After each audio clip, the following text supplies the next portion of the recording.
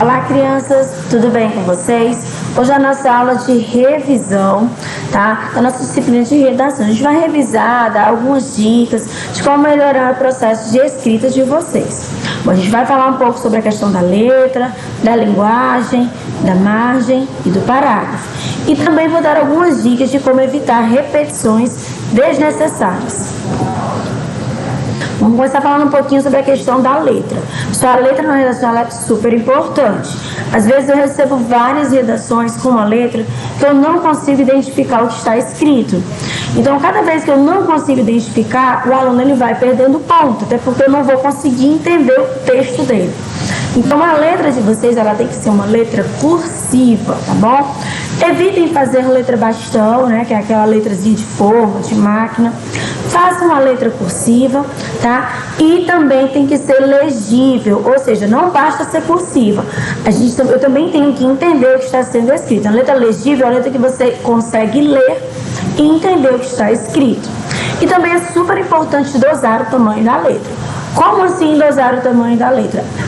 A letra ela tem que prevalecer, né, com o mesmo tamanho durante todo o processo de escrita. Tem alunos que às vezes começam com a letra do tamanho adequado, né? E aí começam a aumentar essa letra porque vê que não vai chegar ao mínimo de linhas exigido naquele texto. Então fica no começo um tamanho adequado, tamanho normal, e lá pro final a letra é enorme. Então isso vai fazer com que o aluno perca bastante ponto também. E também acontece muitas vezes o contrário. O aluno começa com a letra do tamanho adequado, percebe que não vai caber o texto, né, no máximo de linhas exigido, e aí ele começa a diminuir a letra, faz tão pequena que não dá para entender. Então a letra ela tem que estar no tamanho adequado e todo o texto tem que permanecer com o mesmo tamanho. Outra coisa, pessoal, nada de letra grande demais, porque as letras enormes elas também não são legais, né? Não vai fazer com que o aluno perca ponto. E a letra pequena demais também não pode. Então a letra ela tem que ter um tamanho adequado. Pra vocês terem uma noção, quando vocês forem escrever, prestem atenção que pode ali ter entre 6, 7 palavras em uma linha, tá bom?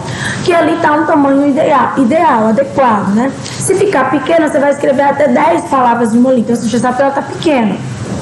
E se você perceber que só tem 3 palavras, 4 em uma linha, significa que a sua letra está muito grande.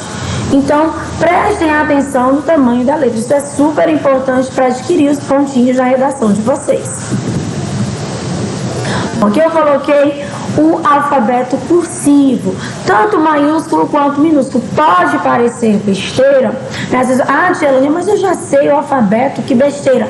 Mas muitas vezes nós não sabemos qual é a letra cursiva, né? Aquela letra, como ela fica cursiva, e aí o aluno acaba misturando a letra bastão com a letra cursiva. Então aqui eu coloquei a letra bastão, tá bom? Que é a primeira letrinha de cima que tá escurinha. Do lado a letra cursiva, né, maiúsculo e minúsculo, e a letra de máquina, né, que o aluno também às vezes gosta muito de estar misturando aí. Então embaixo nós temos a letra de máquina, a minha esquerda, desse lado, né, mais escurinha, em cima a letra bastão, e sempre do meu lado direito, que é a mais clarinha, tem a letra maiúscula e minúscula cursiva. Gente, cuidado para não confundir G e o Q. Às vezes eu escuto muito, tia Leia, mas o meu Q é desse jeito. Não existe isso, gente. O Q é desse jeito que está aqui, que é o Q cursivo do alfabeto da língua, alfabeto cursivo da língua portuguesa. Então, mas esse é o meu. Não, não existe isso, tá bom? Então, não confundam G com Q. Muita gente faz o G e o Q do mesmo jeito. E quando eu vou ler, né, no processo de escrita, isso vai fazer com que o aluno perca ponto. Porque o Q, quando ele sai igual ao G, ele vira um G. Então, vai sair, por exemplo, leque vai ficar leg, né? E não é correto. Kibe vai ficar gibi, né? Então, também não estará correto. Então, sempre prestem atenção no G e no Q, para evitar essa confusão e evitar de perder pontos. Hoje eu vou falar um pouquinho sobre a questão da linguagem, né? Muitas vezes os alunos escrevem como eles falam, e aí nós temos um problema. Quando nós falamos, nós temos as marcas de oralidade, nós falamos de um jeito com mais informalidade. Isso vai fazer com que os alunos eles errem bastante. A linguagem, gente, utilizada em um texto é a linguagem formal, padrão, a linguagem utilizada na língua portuguesa, tá? Então, cuidado para não estar confundindo. Já peguei textos aí com você, o veio ser, abreviados, não pode. Já peguei textos com tá, e não é tá, é estava, está. Bom, então nada de tá, tava, ser, é você, né? Estava, estou, está. Muito cuidado para não confundir e não errar. A linguagem também ela tem que ser clara, objetiva e direta. Então parem de ficar rodando, né, em si, dando voltas no texto. Sejam objetivos, sejam diretos, passem de maneira clara o que vocês querem passar como mensagem, ou seja, escrevam de uma maneira que quem vai ler não terá dificuldade de compreender. Margem também é algo muito importante, que tem muita gente aí errando. A margem, para quem não sabe, é a questão do espaço em branco de cada um dos lados das páginas. O que é isso? Ou seja, é o limite da página. E é importante que vocês não ultrapassem esse limite, porque isso vai demonstrar desorganização. Se você acha que vai ultrapassar, faz a separação silábica. Se acha que não vai dar para separar, aí você aumenta um pouquinho a letra, ou então você diminui. Mas não deixem aqueles espaços, tá bom? Porque vai configurar um erro. Bom, aqui eu tenho um exemplo do que é a margem, tá bom? Essa linha pontilhada vermelha, ela é a margem, ela é o limite da escrita. Então, você não pode deixar um espaço em branco, a não ser que seja o início de um parágrafo ou o final de um parágrafo. Você não é obrigado a escrever até o final da linha no parágrafo, né? Na última linha do parágrafo. Você pode parar. Mas, nas linhas normais, que você não está ali terminando um parágrafo ou começando um parágrafo, escrevam até o final da linha e comecem no começo da linha. Tá? Porque isso vai configurar um erro de margem. Bom, aqui nós temos um erro de margem, né? Você pode perceber que no livro está circulado, quem escreveu ultrapassou a linha, né? A linha limite ali. Então, isso configura um erro. Também você não pode deixar esse espaço, a não ser que aconteça o que aconteceu aqui. Nessa última linha escrita, ele coloca em, né, no caso, o presente. Aí, como a gente percebe que ele vai para um novo parágrafo, tudo bem deixar esse espaço.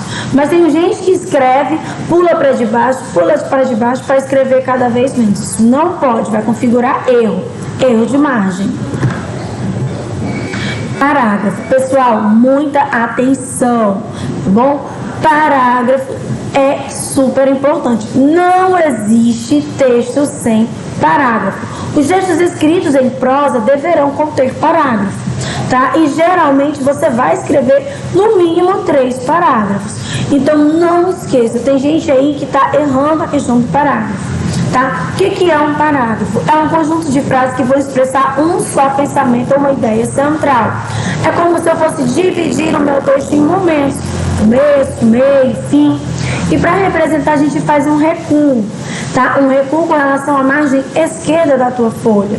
Esse recuo, sempre eu falo para os meus alunos a questão de 2 dedos, mas é lógico, se os seus 2 dedos forem enormes, por exemplo, coloca um dedo, ou seja, dá um espaço. Eu coloco 2 dedos porque os meninos que são menores, eles acham mais fácil colocar os 2 dedinhos, marcar e depois começar a escrever, depois apaga a marcação, para não ficar uma bolinha ali, um pontinho, né? Então, não esqueçam esses parágrafos. Muita gente também tem dificuldade de quando passar de um parágrafo para outro. Dependendo do texto, né, a gente pode estar usando marcadores temporais no outro dia, né, naquela manhã. Esses marcadores temporais, eles indicam uma mudança dentro do texto, mas é lógico que isso vai depender muito de qual gênero você está, né, utilizando para escrever o seu texto. Aqui eu tenho um exemplo do parágrafo, né? Tá vendo esse pontilhado? É vermelhinho. Pronto, aqui configurou, a pessoa colocou um espacinho, como se fossem os 2 dedinhos, né, de vocês. Um espaço e aí ela começa. Percebam que a pessoa escreve até o final da linha para não ter erro de margem. Ela só para antes do final da linha quando ela vai começar um novo parágrafo. Então ela para ali e vai para um novo parágrafo. Aquele espaço ali não configura um erro de margem, porque vai começar uma nova ideia dentro daquele texto, tá? Então, sempre escreve até o finalzinho. Quando for começar um novo parágrafo, os espaços, né? No caso, 2 dedos, 1 dedo, ou seja, um espaço, um recuo. O parágrafo, gente, ele serve para organizar o texto escrito. Ele vai dividir em momentos o seu texto.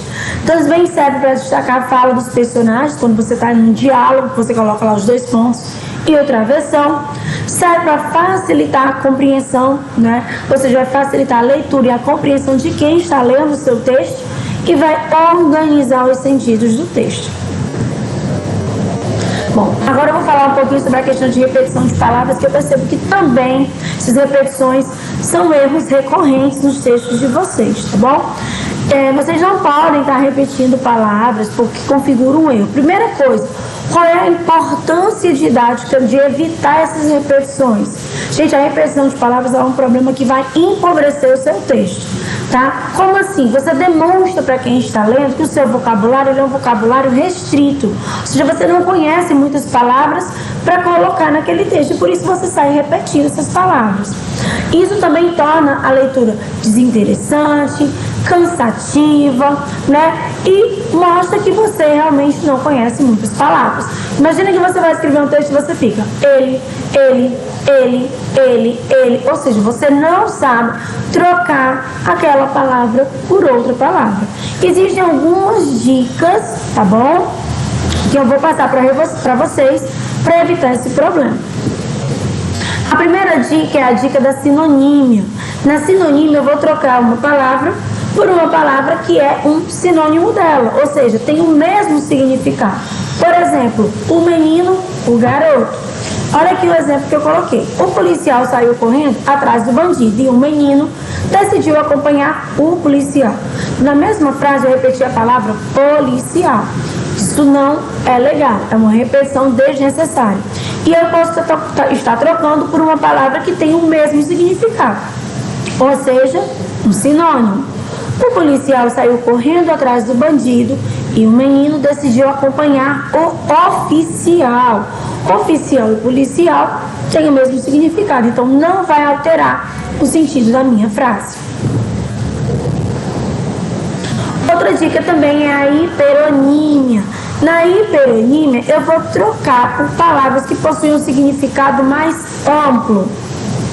Por exemplo, guardou os carrinhos, as bonecas e a bola no baú. Não havia mais carrinhos, bonecas e bola espalhados.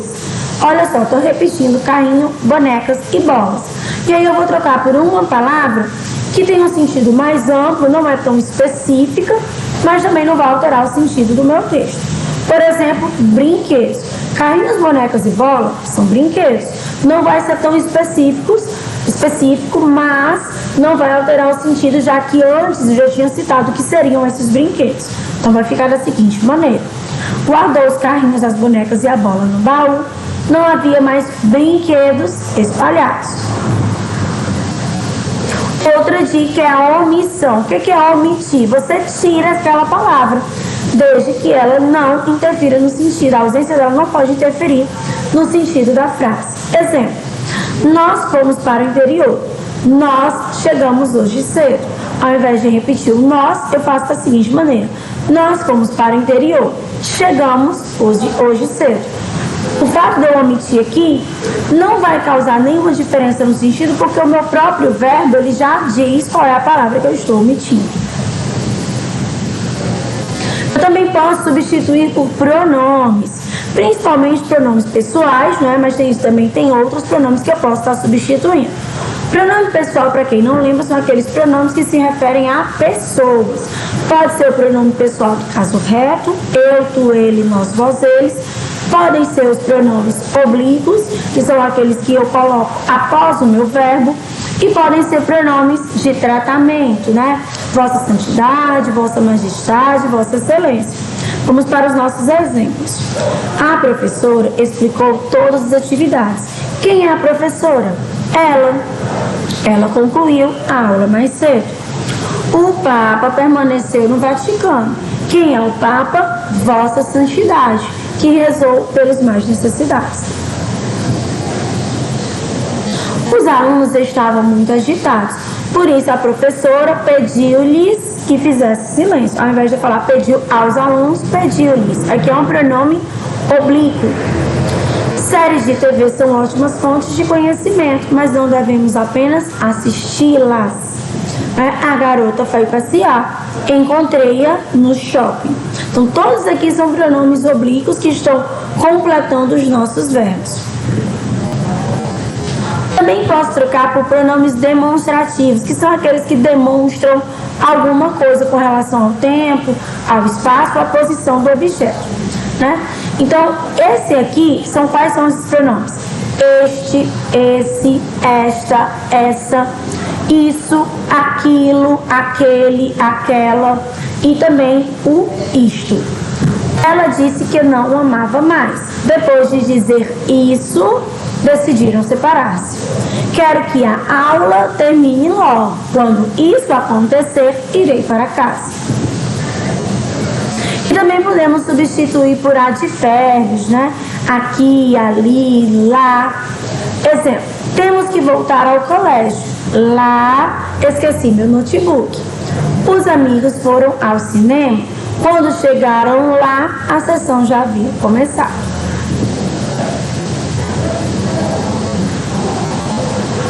Bom, gente, eu vou ficando por aqui. Eu espero que vocês tenham entendido a nossa aula e gostado do nosso conteúdo, tá? Continuem estudando, se dedicando. Desejo a todos boas provas. Um grande abraço e até a nossa próxima aula. Tchau, pessoal!